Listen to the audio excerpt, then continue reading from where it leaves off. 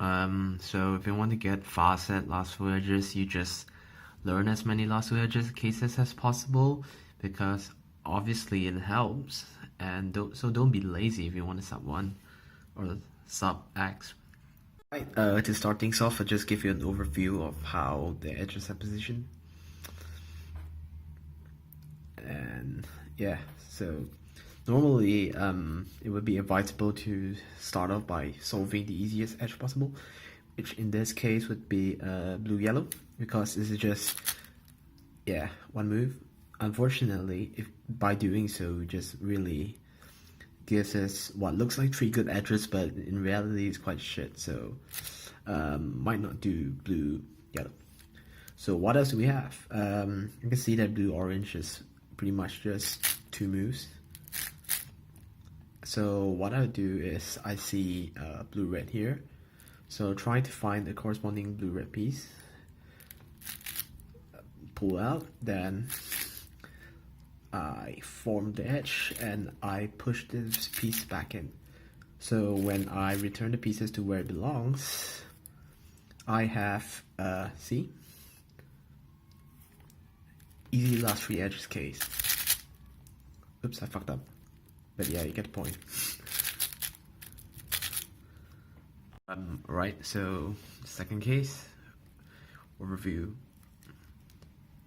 Yeah, this is actually quite not the best possible last four edge you can get because there's a lot of moves. However, it's pretty simple because everything is basically, see, this goes here, so you, and this one goes here. So yeah, it's pretty much connected. So what you do is insert, flip this one, boom, magic. Another thing I want to talk about is the way you do your edges. The first 8 edges plays a huge role in affecting your last 4 edges. This is bloody obvious.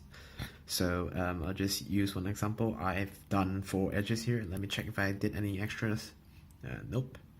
Right, so yeah, let's get things started. Right, I see 2 pairs, these 2. So I'm gonna quickly try to see if I can get anything nice. So yeah, I see orange green here, and there's a green white. Yeah. So what I can do is slot, then green white, insert it. So instead of doing one edge, I did 2 edges, and now same thing goes for this pair here.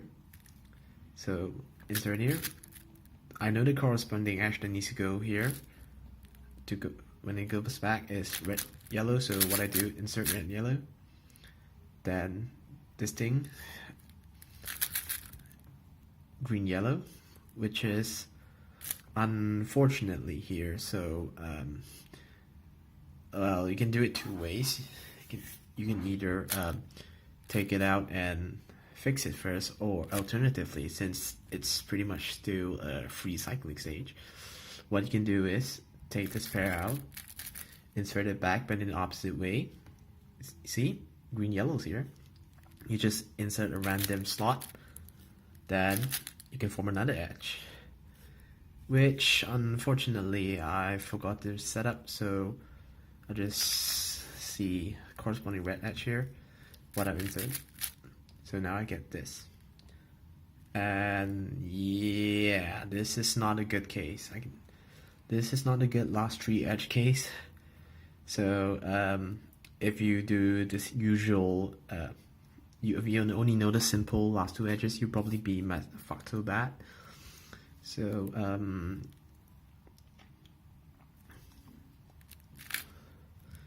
we'll solve the 2 corresponding edges first. Then we leave this for last. Yeah, that was bad edge control, but I really, yeah, it's just a demonstration, so I really didn't care that much. I normally try to go for better last 4 edge cases when I'm solving, so that's just something that you can note. Alright, so I'll just give you an overview of this case. I put one of the edges here because I didn't really bother slotting it in. Yeah, as you can see, this is not an easy last 4 edge case. It's actually quite hard, but with a bit of tricks we can try to do something. So, what do I see? Yellow, orange. That goes. So where's the other yellow, orange? Here. So what I can do is flip it. Now that both corresponding pieces are connected. So slice to form an edge. Then with the open slot you insert it. But before you insert it, you can try to see if you can make a possible 1x2 edge. In which, yes, we can. So we insert this like this. Sorry. And oh yes, because we use some awesome tricks, now we actually have a pretty easy last 3 edge case. Yeah. Alright, I'm gonna start from the last 8 edges because it's cool and you know what you're doing.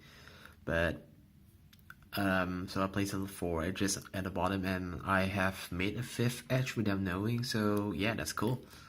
Alright, so let's start. Okay, first pair I see it's orange white, so I try to look for orange white, obviously. Slot it in. Okay, so it's now it's the turn of the next pair. This is shit. I'll try to skip it later. So I can force something up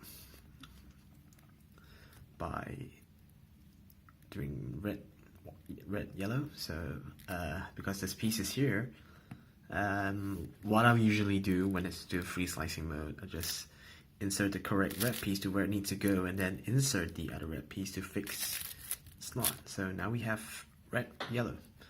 Now it's blue, red. This is really a bad edge case. Yeah, blue, orange, nothing much we can do.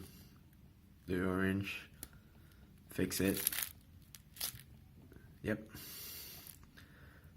Then for the last controlling edge, you just slot it in. So now you're in the last 4 edge case, but you actually, yeah. So before I fix the pieces, I'll try to see if I can make a good, I can try to see if I can make a bar or something. Unfortunately, that does not seem the case. Oh, actually I can. See, blue, red. So I just flip this. U2.